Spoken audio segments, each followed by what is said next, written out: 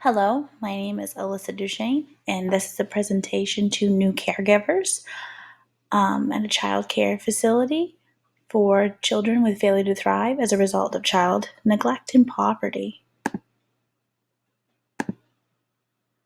What is failure to thrive? Failure to thrive is a common problem in infancy and childhood as a consequence of childhood neglect. It can be caused by existing biological health issues. However, most of the time, failure to thrive is primarily caused by outside forces like dysfunctional parenting behaviors, neglect, unsafe environments, etc. Failure to thrive has increased rapidly over the past few decades as a result of poverty and children living in poverty.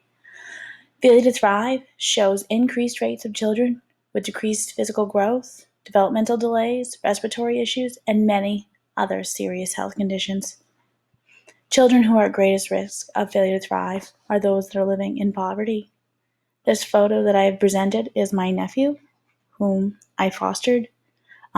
He was diagnosed with failure to thrive. He, at 2 months old, was 4.8 pounds.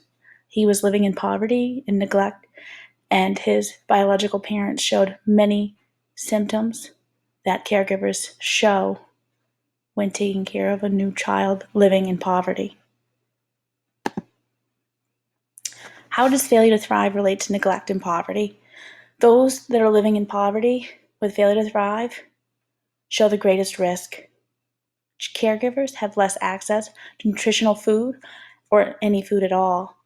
Caregivers often suffer from mental health, substance abuse, depression, inadequate nutritional and caregiving knowledge. Caregivers often suffer from personality disorders or have behaviors that are ingrained and difficult to change. The most disturbing fact is children with failure to thrive are also 4 times more likely to be abused and neglected than children without failure to thrive. The scope of the problem with failure to thrive due to neglect and poverty. 95% of all failure to thrive diagnoses are due to neglect. A study of 144 children monitored for 8 years after a diagnosis of failure to thrive demonstrated lower cognitive abilities, short stature, and had health issues such as asthma, kidney disease, diabetes, heart disease, and many other diseases.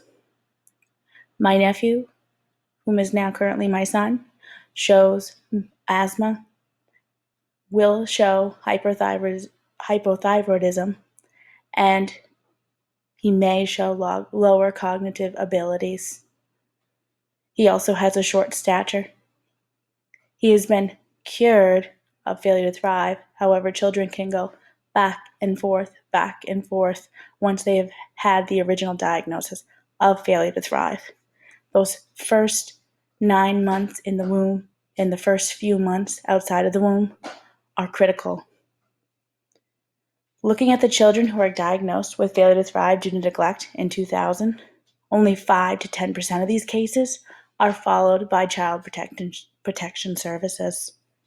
And less than 30% of these caregivers are willing to work with doctors on the intervention that must take place because their behaviors are ingrained and difficult to change, whether that's due to mental health or embarrassment or other reasons.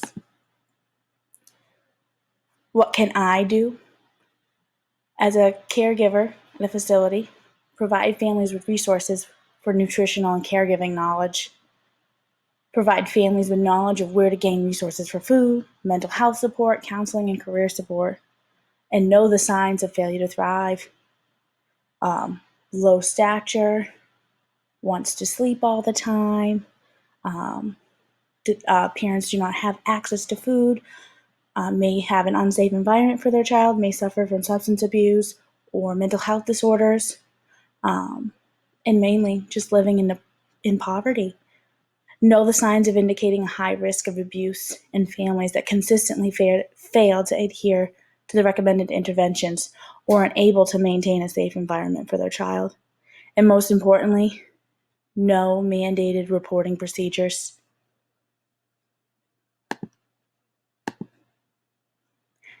Thank you for listening to my presentation on failure to thrive as a result of child neglect and poverty.